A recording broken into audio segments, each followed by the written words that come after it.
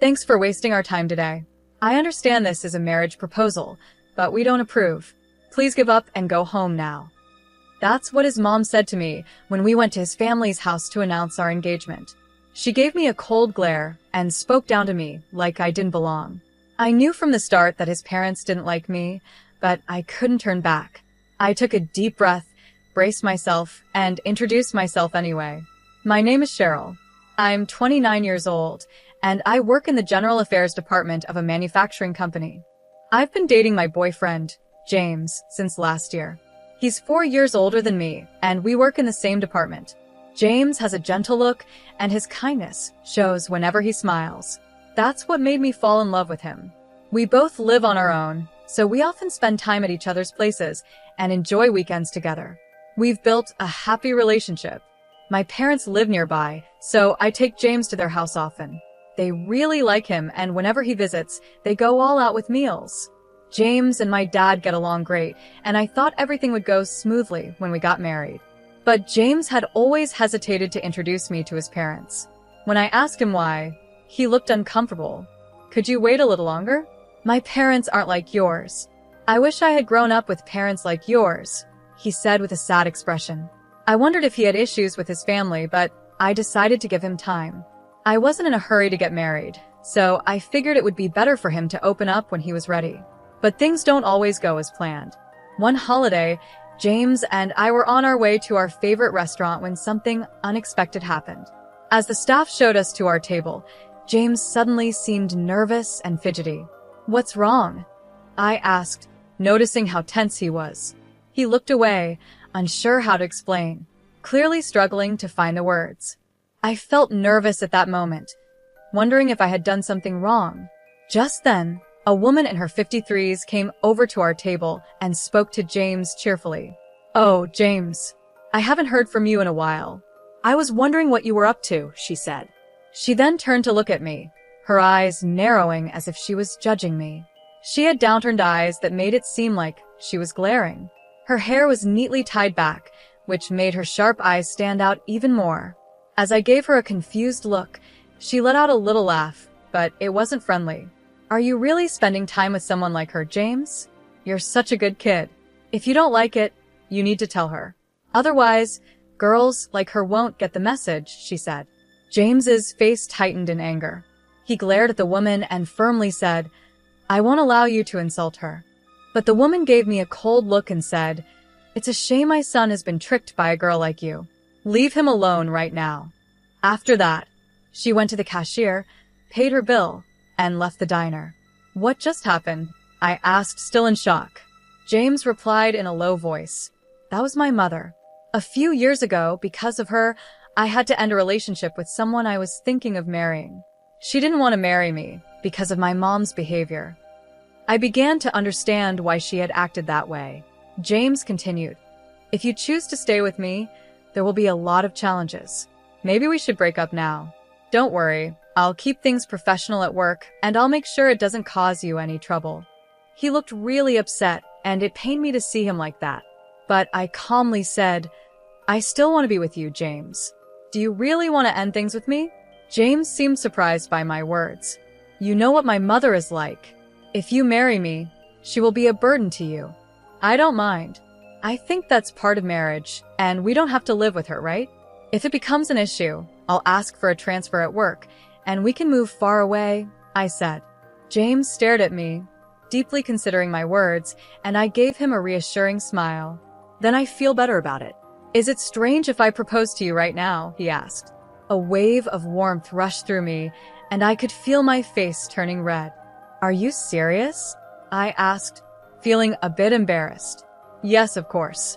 I want to spend my life with you," I said, my cheeks growing hotter. "I feel a bit like you've beat me to it, but I'm really happy. I want to be with you forever," James said with a smile, and I finally felt relieved. After that, we decided to tell my parents about our engagement. They were thrilled and asked how we decided to get married. I knew we'd have to mention James's mom at some point, but we tried to avoid the topic by pretending to be shy. However, my mother wouldn't let it go. "So, have you already met James's parents? Or is that still in the works?" she asked. James and I were caught off guard. No, I don't plan to tell my parents about the wedding, James said, causing my mom to gasp in surprise. Why not? She asked, shocked. Because I know they won't approve of our marriage, James explained. At that point, my father gave us a serious look. That's not acceptable. Marriage is the joining of two families. Your mother would be heartbroken if she found out you got married without her knowing. You both should at least meet with them once. If they still refuse, come talk to us and we'll support you. My dad's words were strong and comforting, but James still looked worried. I'm fine, I said with a smile, hoping to put him at ease. I thought that if we couldn't get past this challenge, we wouldn't be able to find real happiness together. Later, James told his parents that I would be coming to introduce myself. They didn't seem excited, but he was able to set up the meeting anyway. James's father was a CEO, and they lived in a big house with a large yard. When I stepped in, a big dog started barking. James smiled and petted the dog's chin, calming him down, and then the dog let me pet him too. While we were playing with the dog, the front door opened and his parents came out. His mother had a sharp look that made her seem intimidating, and his father looked just as stern as he stared down at me. Don't touch our dog. You're disgusting, were the first words his father said to me. Without even a hello, he started scolding me right away, and I felt really uncomfortable. How dare you talk to her like that? If you keep acting like this, I won't hesitate to cut ties with you, James said firmly. His parents gave me angry looks but didn't say anything else unpleasant after that. They invited us into the house. As we walked in, I found it a little strange. Looking at James's face, you'd think he's a kind person because of his gentle eyes, but he didn't look anything like his father.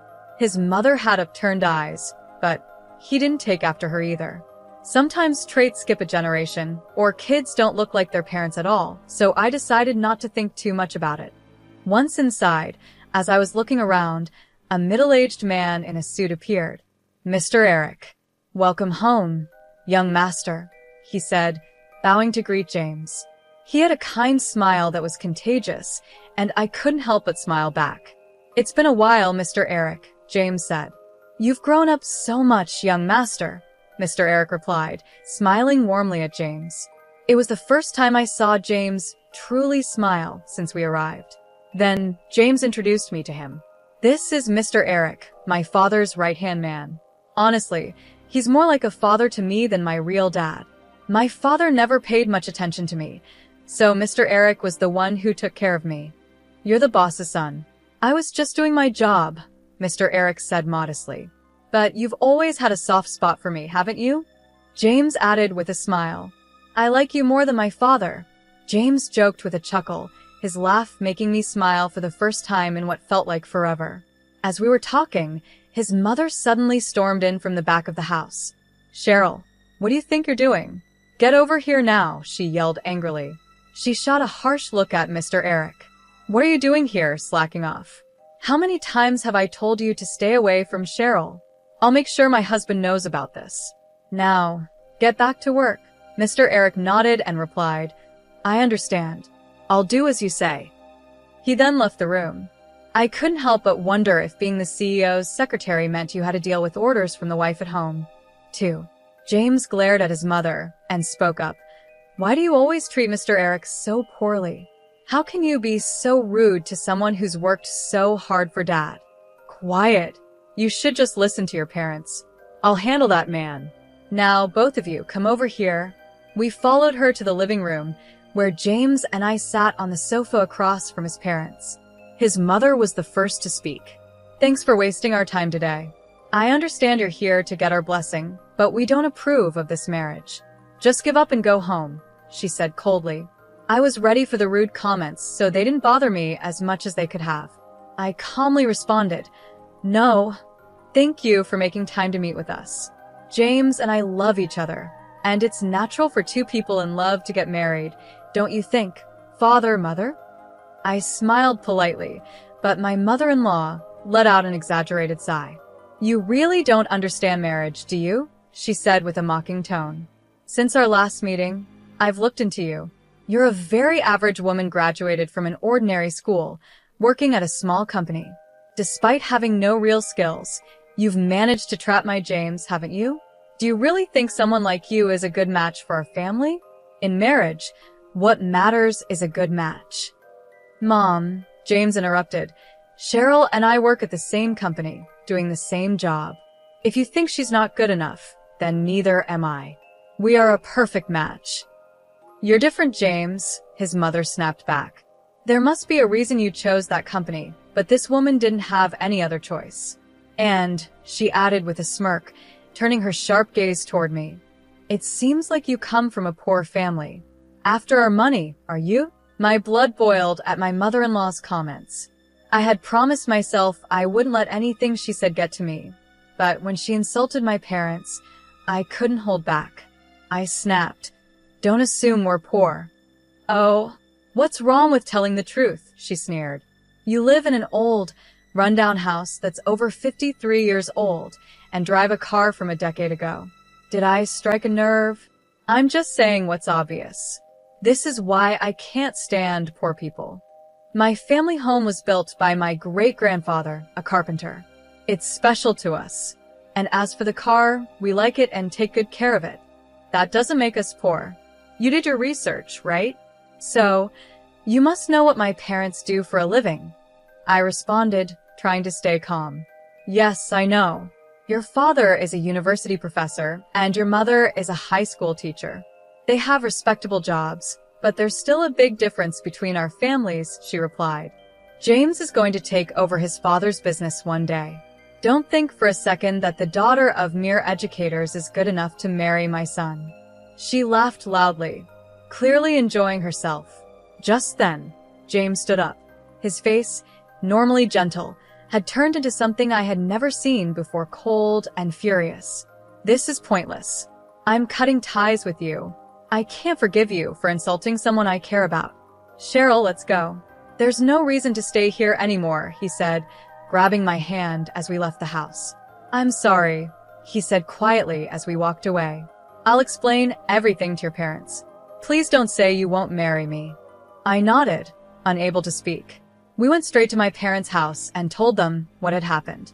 James had anticipated something like this might happen, so he had brought a voice recorder. Everything his mother said was recorded.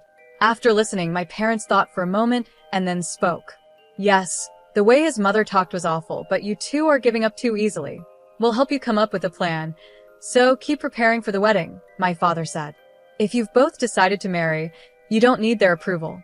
But it would still be better if you could get James's parents' blessing, my mother added calmly.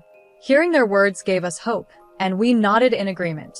We decided to leave the situation with James's parents to my family and focus on planning our future together. 2 months later, my parents called us and James and I visited my family home. When we arrived, we saw James's parents and Mr. Eric sitting around a small table. As we joined them, the room felt a bit crowded. I thought James's parents might make rude comments again, but they stayed quiet. My father was the one who filled us in on what had been discussed while we were away. James's parents looked into our family, so we decided to do some investigating as well. My father began. His parents married 32 years ago after his mother became pregnant. At that time, his father had just started his company. Mr. Eric, who was an ordinary employee back then, supported his father with dedication. As my father continued, James interrupted. That's all well known in our family. Mr. Eric started as a regular employee but was promoted to my father's personal assistant because of his hard work. My mother mostly raised me on her own while my father struggled to manage the company. It seems Mr. Eric supported not just my dad but my mom, too. My father nodded, acknowledging James's words. Then he said, Mr. Eric did indeed support your family with great dedication. Now, let me shift the conversation a bit. I'm a genetic researcher at the university. Genetically, children inherit half of their DNA from each parent. Even if a child looks very different from their parents, they still receive half of their genes from each one. James gave my father a puzzled look, and I was also confused about where he was going with this. My usually calm father had a serious expression as he addressed James's parents. Please listen carefully. I hired a detective to conduct a background check on your family. Your father works hard, and Mr. Eric has always been there to help. Your mother is fully devoted to housework. It's quite admirable. But when I looked at your family photos, something didn't add up. Neither of your parents have a widow's peak, but you, James, do. This trait is dominant, meaning a child with a widow's peak can only inherit it from a parent who also has one. And don't you think James looks quite a bit like Mr. Eric? Especially with the drooping eyes and widow's peak? That's why I called your parents here today to discuss this. As my father finished explaining, James looked at his parents and Mr. Eric in shock, unsure of what to say. I am a French teacher, just like my mother, and I'm good at French. I never noticed anything different about their foreheads, and even if I did, I'm no expert in genetics. After a long silence, James's father finally spoke. 40 years ago, I was so focused on my work that I neglected my family completely. Then my wife told me she was pregnant. What she didn't know was that I had been hiding my infertility from her. When I found out about her affair, I was furious, and she was just as angry at me for keeping my infertility a secret. After a huge argument, I told her that if I raised her child as my own, I would forgive her. In return, she promised to forgive me for hiding the truth. I made Mr. Eric my personal assistant to keep him close, hoping to stop any further affair between them. After spilling everything, James's father sat there, looking empty, as if all the life had drained from him. Meanwhile, James's mother started to cry. I loved Mr. Eric. I wanted to raise James with him, she sobbed. James is a precious child I had with the man I truly loved. I can't let him marry someone I don't even know. I absolutely won't allow this marriage. As she wiped her tears and glared at me, James gave her a cold, disgusted look. I've always known, Dad, that you never truly loved me, and I've felt Mom's strange obsession with me for years. I even wish sometimes that Mr. Eric was my real father. But now, hearing all of this, you three are disgusting. Mom, I don't want to see you as my parents anymore. Even if Mr. Eric is my biological father, I won't acknowledge him either. I won't forgive any of you. I'm cutting ties with all of you and marrying into Cheryl's family, James said firmly. At his words, his mother jumped up, clinging to him, crying. No, James, you can't. You're mine. I won't let you go, especially not to some common girl. We can live together. I'll allow your marriage, but don't say you're leaving us. As she grabbed onto James's arm, I swatted her hand away. Ma'am, please stop. James is clearly uncomfortable. Do you even realize how much pain you've caused him? Probably not, because all you care about is yourself. If you had just betrayed your husband to be with Mr. Eric, that's one thing, but you've continued to deceive James and hurt him for years. I didn't want to say anything at first, because it's a matter between you three, but I can't just sit here and let you ruin James's happiness. Why don't you put his happiness first? If you don't like me, that's fine, but if you're only trying to control him, you're failing as a mother. From now on, I'll make James happy, so please don't stand in our way. After I said that, his mother started crying again, calling me cruel, but Mr. Eric was there to comfort her. We decided to talk about the future later. A few days later, James's parents officially apologized to us and my parents. They finally accepted our marriage, and James and I turned in our marriage certificate. James moved into my house, and we started our life together. In the end, James's father couldn't forgive his wife's affair. Even though it was too late to ask for compensation, they divorced and split their assets. Mr. Eric also resigned and moved far away with James's mother. Her luxurious life came to an end, and she was forced to live the kind of life she always looked down on. She sometimes sends letters asking James for money, but he ignores them. He has cut all ties with his father since they aren't biologically related, and he has no intention of becoming Mr. Eric's adopted son. Legally, he's still his father's son, but they seem to have accepted that. After Mr. Eric resigned and James's mother was no longer around to support him, the performance of James's father's company dropped. He stepped down, and no one knows where he went after that. A year after marrying James, I noticed that his parent house was up for sale. We had a small wedding ceremony, given the complicated family issues, and only invited close family and relatives. Even so, it was a special day, and I was happy with how it turned out. Now, we have been blessed with a beautiful daughter, and I've quit my job to focus on raising her. My parents visit occasionally to help take care of her, which is a big help. James and I are committed to supporting each other and raising our daughter with love.